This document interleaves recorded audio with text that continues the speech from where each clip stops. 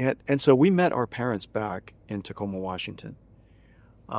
They they they had nothing, and literally they put all their belongings on the plane, so they had nothing, and they came with literally the suitcase. I mean, that story, the immigrant story, and they saved their way to build a life for their kids. My mom was a maid at a Catholic school, and my father was an engineer. They saved everything they had. My dad bought a green truck, a van, and there were no seats in it, so he put a carpet in the back and put some milk crates. We got into that green van, and he drove us all the way from Oregon down to LA so that we could go see Disneyland.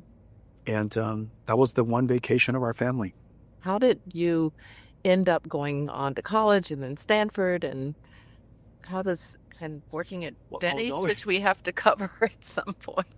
No, I must be Denny's best ambassador. Yeah, I think you are, definitely. No, I love Denny's so much. It never occurred to me to be able to afford or go anywhere for college, and so it was always just my plan that I would grow up in Oregon, and I loved math, I loved science, and when you're in high school and you love math and science, you're only going to have 3 other friends who also love math and science. Right? And so the 2 or 3 friends of ours, we were all in a club, so that we were in a math club. We were also in the science club. Right. And then we were in the computer club. All together. Yeah, right. And then afterwards, after clubbing, we would go played arcade games, play pinball or go play arcade games, and that was growing up.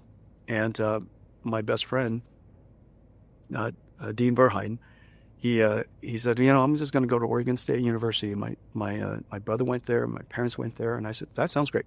Oregon State had a good engineering program. That was just good happenstance.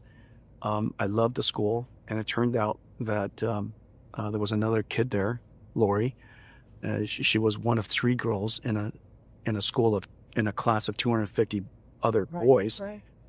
And she was, I was the youngest kid in school. I was only 16, and she was a year and a half older than me, and I was determined to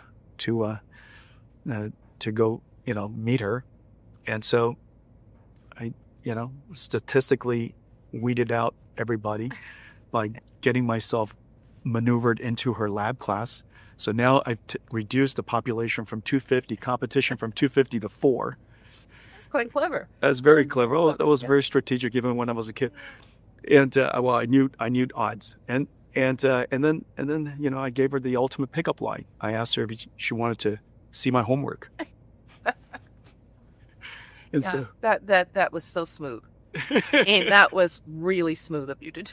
I cinched it, and so we've been together ever since. That's great. So Yeah, that's we how did. you met. Yeah, we met in college. So you're in Corvallis, Oregon State. You are doing well in school.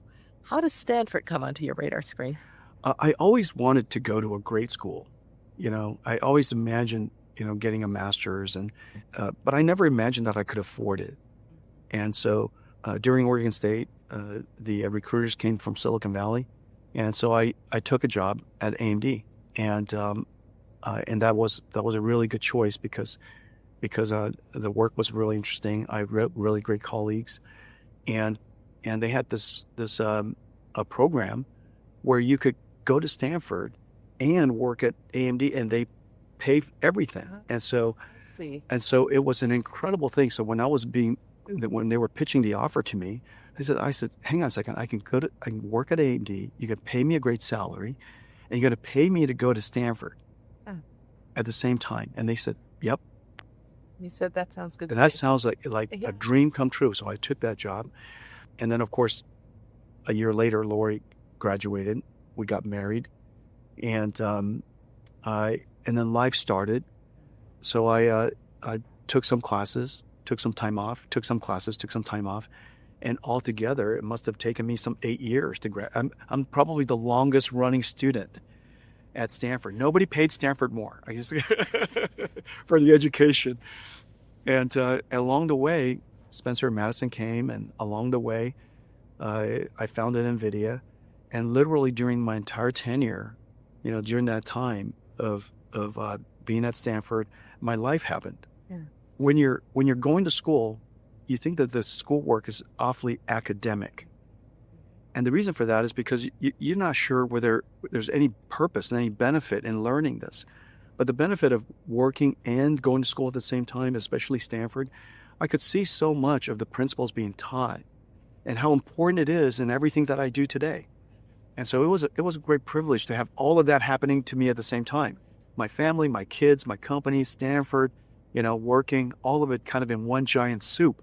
People talk about Silicon Valley and the ecosystem and so forth, but you just used a really great term. It is really kind of a big stew, isn't it? And you meet very interesting people, and they change your thinking about something, and that leads to something. It sounds like Stanford was a place like that for you. It completely shaped my attitude and my perspective about computer science and its impact to industry and its and industrial strategies.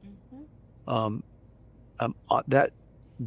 entire intersection between technology, applications, the fundamental science, and the strategies of computer science really, for me, formulated during that time. Right. And it was really cool.